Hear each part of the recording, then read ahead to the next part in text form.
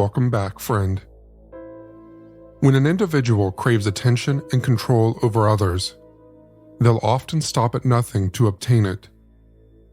The Zodiac Killer had struck twice in 8 months, killing 3 in the process. His letters sent to newspapers taunted those trying to catch him. He was cryptic and enjoyed creating fear and tension.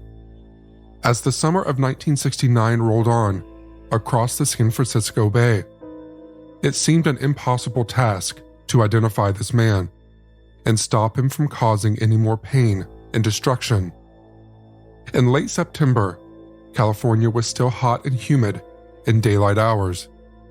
Picturesque shorelines and calming water views were deeply attractive to anyone with some time to spare. Lake Berryessa is one such place that can attract people in droves. One of the biggest expanses of freshwater in California, it is tranquil and beautiful. The shoreline of Lake Berryessa is 165 miles long. There are endless spots available to sit and take in the sweeping views across the water. On quiet days, it can feel like you have the full expanse of Lake Berryessa all to yourself. In the early evening hours, one late September night that year, those moments of peace were dramatically shattered for one young couple. There was someone else at Lake Berryessa that day. Someone intent on causing the ultimate harm. Locals and Berryessa park rangers would suddenly find themselves in the middle of a terrifying incident that shocked them to the core. At around 7 p.m. on Saturday, September the 27th, Archie and Beth White were inside their boat repair shop at the Rancho Monticello Resort in Lake Berryessa. Located towards the north end of the lake, the resort was also the couple's home. One of their boats suddenly arrived back without warning. Ronald Fong, who had earlier taken the boat out fishing with his 9-year-old son, came frantically running in. He told them there was a young couple on the shoreline of the lake, covered in blood and screaming for help. As he had approached their location, frightened at what he was seeing, they said they had been attacked, stabbed and robbed by a man in a dark hood. The couple needed medical attention urgently. Beth immediately contacted park headquarters to report what Ronald had told them. Sergeant Ranger William White, no relation to Archie and Beth, was radioed to attend the boat shop as soon as possible. When he arrived, just minutes later, all 4 climbed into the boat and Ronald drove them back out to where he had spoken with the injured couple. As they pulled up to the shore to get off the boat, they could see a young woman on her hands and knees, not far from the water, clearly in extreme pain. Her jumper dress was soaked in her own blood. It was clear she was seriously injured. Beth ran to her and tried her best to comfort her. As Archie, Ronald and Ranger White looked around horrified by what was in front of them, they spotted Ranger Dennis Land supporting a young man walking towards them. He had been dispatched by road to the scene when Beth's calls had come into headquarters. Ranger Land told his colleagues he had found the man passed out on the ground as he had made his way to the scene. He confirmed he had radioed for an ambulance and for a police deputy to be sent as soon as possible. The young man Ranger Land had found unconscious was 20-year-old Bryan Hartnell. He had been relaxing on the shoreline of the lake with 22-year-old Cecelia Shepard. They had gone to school together and were close friends. Bryan attended Pacific Union College in Angwin, around 20 miles from Lake Berryessa. Cecelia was a student at the University of California at Riverside, but had driven to Napa County with a friend to visit for the weekend. Their visit to the lake had been a chance to spend some time together and reminisce about old times. They had chosen a spot next to a tree near the shoreline, laid out a blanket, and settled down to gaze across the beautiful view in front of them. The events that unfolded soon after they had arrived were more horrific than anyone could imagine. I've had 11 years patrolling this lake, and I've seen a lot of people cut up by boat accidents and this, but this is one of the worst things I ever witnessed, for no reason at all. Just a hooded man came up with a pistol drawn on him, tied him up, and then told him he had to kill him. So the kid said, the money's in my pocket. He said, I don't want the money. All I want to do is kill you. Yeah, when I arrived on the scene at Saturday night around 7:13, well, found this young girl in on the shoreline here, all stabbed in several places. And her boyfriend, male companion, had came to from, he had been stabbed, and he had taken off for help. It took almost an hour for an ambulance to reach the crime scene. By the time Bryan and Cecelia had been loaded into the ambulance, it was speeding towards Queen of the Valley Hospital in Napa, 30 miles away. Cecelia had fallen into a coma. Her small body was struggling to cope with the trauma and blood loss she had suffered. At 8:20 p.m. that night, Detective Sergeant Kenneth Narlow and Richard Lonergan were relaxing in their homes after their shifts had ended. A phone call broke their rest time. They were informed by the station that there had been a double stabbing at Lake Berryessa. They were required to attend to the hospital and began an investigation into what had happened. In less than 20 minutes, both sergeants were at the hospital. While the detectives waited for the ambulance to arrive, they received some more information from the station. Napa Police Department had received a phone call that came from a payphone located at Napa Car Wash on the corner of Clinton Street and Main Street. 7:40 p.m., Officer Slate at the Napa Police Department received this call, and the subject stated, I want to report a murder. No, a double murder. They are about 2 miles above park headquarters in Lake Berryessa, and they are driving a Volkswagen Carmen Ghia.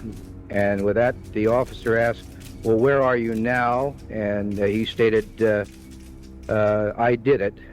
And with that, the officer could feel that there was nobody on the line. He said, are you there? Are you there? And with chilling echoes of the Blue Rock Springs, a phone call confessing to murder and giving the location was received directly by the police department. The individual on the line didn't want to reveal their identity, but wanted the crime scene to be found. Detective Sergeant Harold Snook was dispatched to the Napa Car Wash to look for physical evidence that might help locate the caller. When he arrived, he found the handset off the hook and lying awkwardly on the payphone shelf. At 8:50 p.m, the ambulance arrived at the hospital, and medics rushed Bryan and Cecelia into intensive care. Both were in critical condition after being stabbed multiple times. While waiting for updates on their condition, the detectives made their way to the crime scene back at Lake Berryessa. Next to the tree where the couple were relaxing, their belongings lay scattered. Bryan's wallet, a blanket, his shoes, and eyeglasses were on the ground, along with some pieces of white plastic line. Laying haphazardly around the scene, the pieces of line had been cut to different lengths. Some were stained with blood. As evidence was collected around the shoreline, officers began tracking back towards the road that led to that location. Walking slightly uphill, there was a well-worn trail leading gently back to the parking lot. The detective came and knocked on the door, and I said, "Is it Renee?" And he just gave me that solemn look. It was the worst day ever. The Proof podcast is back with a new case and a new season. 23 years ago, 18-year-old Renee Ramos went missing.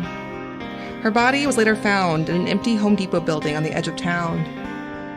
I don't think that they arrested the right people. It's about time somebody's trying to do something. She had a black eye about 2 weeks before she was murdered. They are involved. They definitely had her body and her backpack. You know people are going to judge you, right? Of course. They're judging me now. They've been judging me damn near my whole life. You can listen now to Season 2 of Proof, wherever you get your podcasts, and follow along with us as we reinvestigate the murder at the warehouse. I have to ask, did you kill Renee? Why are so many dogs suffering from health issues? Actress Katherine Heigl, who's helped save over 16,000 dogs through her foundation, says she's seeing more issues with dogs' joints, odors, and health than ever before. And after doing a ton of research, she feels there's one place we can look to improve any dog's health: their food. What she's discovered is that the way many dog foods are made can actually create toxins that could wreck our dog's health, and this is true even for many premium brands. Fortunately, she found that just by adding a few special superfoods to her dog's food, she saw huge transformations in their health. She's made a 20-minute video explaining step by step how anyone can do this same thing to see incredible changes in their dog's health. Just like most people, my dog is my best friend, and I will do anything to keep him as healthy as I can. After watching this video and applying the tips they gave, my dog is more playful than he's been in the last few years. Plus, his coat is so shiny and soft. If you want to keep your dog healthy and happy, go to badlandsfood.com/Shane and watch Katherine's video right now. Again, that's badlandsfood.com/Shane. Parked further up the hill, officers found Bryan's vehicle. It was a white 1957 Volkswagen Karmann Ghia with a black vinyl roof. By now, darkness was beginning to fall, but flashlight and the remaining dull rays from the sun illuminated the passenger side of the vehicle. Handwritten on the white door in a thin-tipped black ink pen, the attacker had left a message. There was a Zodiac symbol. Vallejo, 12/20/68, 7/4/69, September 27, 69, 6:30, by knife. Those Napa County police officers knew what they were looking at, but didn't want to voice it and make it real. Those dates and locations meant something to them. 2 other couples had been attacked on those dates: Betty Lou Jensen and David Faraday, at Lake Herman Road on December 20th, 1968, and Darlene Farron and Michael Maggio at Blue Rock Springs on July 4th, 1969. Only one had escaped with their life. Shot at multiple times, it was a miracle Michael had survived. The linking of these cases, the writing on the door at the crime scene, it suggested only one thing. This ruthless attacker at Lake Berryessa was the work of the Zodiac. The intensity of this investigation rose several levels. The message handwritten on Bryan's car seemingly pointed straight to the Zodiac as the perpetrator of this crime. Add this to the phone call made directly to Napa police confessing to double murder, and links to the Zodiac Killer built up even higher. That caller believed he had killed Bryan and Cecelia. He expected officials to find his 2 victims, already deceased from the multiple blows he had rained down upon them. He wanted his crime scene found with no signs of life.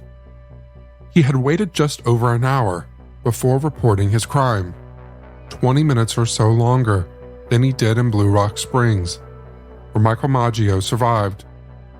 This individual had intended to kill, and then waited long enough for any signs of life to diminish before he sent in authorities to find a horrific, traumatizing scene. The writing on the car was his thrill and excitement. At the crime scene, detectives and forensic officers were continuing to carefully hunt for evidence. Tire tracks running up to and behind Bryan's car suggested the Zodiac arrived in a vehicle and parked behind Bryan. 6 size 10.5 footprints were found tracking to the passenger side of the door of Bryan's Karmann Ghia. They were footprints detectives believed belonged to the killer. They were heavy and deep set, suggesting the individual who left them was not light on his feet. Plaster casts were made of both the footprints and the tire tracks. It would later be confirmed that those shoe prints were an exact match for military-issue Wing Walker boots. The long search began to try to trace individuals local to the crime who owned these type of boots. At 2:45 a.m. on Sunday, September 28th, Bryan's vehicle was driven away from its spot at Lake Berryessa into the park headquarters maintenance bay, where it was secured overnight as evidence in the case. In those same early hours of Sunday morning, Cecelia had been taken into surgery in an attempt to save her life. She had been stabbed 10 agonizing times, 5 blows to her front and 5 to her back. She remained in a critical condition, her life hanging in the balance. Tragically, the sheer number of wounds Cecelia received made it impossible for her to survive, despite her strength in desperately trying to hang on to life. Her life slipped away on Monday, September the 29th, 1969, 48 hours after being attacked at Lake Berryessa. Cecilia's funeral was held at the Pacific Union College Church in Angwin on October the 2nd. Detectives from the Napa Police Department were in attendance, scanning the mourners at the church and graveside, just in case there was anyone out of place. At just 22 years old, Cecelia was laid to rest, unable to fulfill her life dreams and ambitions. Her murder was a shocking tragedy in a place known for its beauty and tranquility. The Zodiac had taken another life and had increased the fear he had already created. Bryan Hartnell had suffered 6 stab wounds to his back, 1 that pierced his lung. His will to survive was unwavering, and he was desperate for such a horrific experience to not happen to anyone else. Over the coming days, Bryan would give interviews to the detectives hunting the Zodiac Killer.